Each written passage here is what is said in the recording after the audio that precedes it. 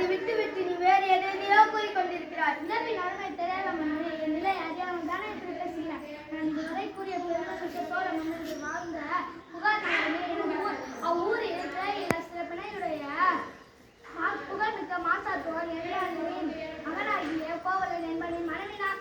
ஓ, இப்போது புரிகிறது. அந்த கோவலனின் மனைவியா நீ? என்ன தகுதி இருக்கிறது? ஊழ்வினை பயனால் உன் ஊருக்கு வந்து என் காய்ச்சல் வைக்க வந்த என் கணவனை அநியாயமாக கொண்டுவிட்டு நீ செய்தது தப்புமா? பெண்ணே, போதும் நிறுத்து. கல்வனை கொள்வது கொடுங்கோல் என்று அஃது ஏற்புடையது, அஃது அறநெறியும் ஆகும். இதை அனைவருமே அறிவார்களே, உனக்கு தெரியாத என்ன? அறநெறி தவறிய மன்னன் அவர் இழைத்தவர்களுக்கு தன்னிட்ட தகுதியுடைய மன்னனுக்கு உரியது என்பதை நானும் அறிவேன். ஆனால் நீ கூறுவது போல என் கணவன் கல்வனாக இல்லை. அவனிடம் இருந்த சிலம்பும் அரசிற்குரிய சிலம்பு என்று அதன் இணைச்சிலம்பு என்னிடம் உள்ளது. பெண்ணை, நீ சொல்வது உண்மைதானா? உண்மையாயின் அரசுக்குரிய சிலம்பில் பரல் முத்துக்களால் ஆனது. ஆண்டோர் நிறைந்த இந்த அவைதனிலே அனைவருக்கும் உண்மையை உணர்த்துகிறேன். யாரங்கே கோவலிடம் இருந்த கைப்பற்றிய சிலம்பு இங்கு கொண்டு வா.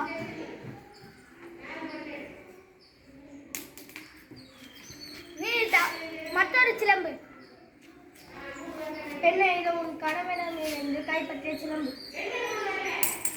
நீ தவறாதவன் என்று உன்னை கூறிக்கொள்ளும் மன்னனே, ஒரு தவறு செய்ய என் கணவனை கொண்டது உன் அறநெறிக்கு இருக்கிறேன். இதோ மெய்ப்பிக்கிறேன், இங்கே பார். தவறை அழைத்து விட்டேனே, பிறர் சொல்லி கேட்டு பெரும்பிழை செய்தேனே.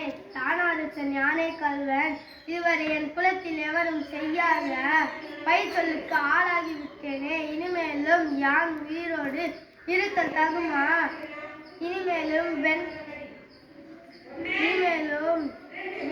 வெண்கொற்றக்குடை எதற்கு? செங்கோல் தான் எதற்கு? என் வாழ இன்றோடு முடிவதாக.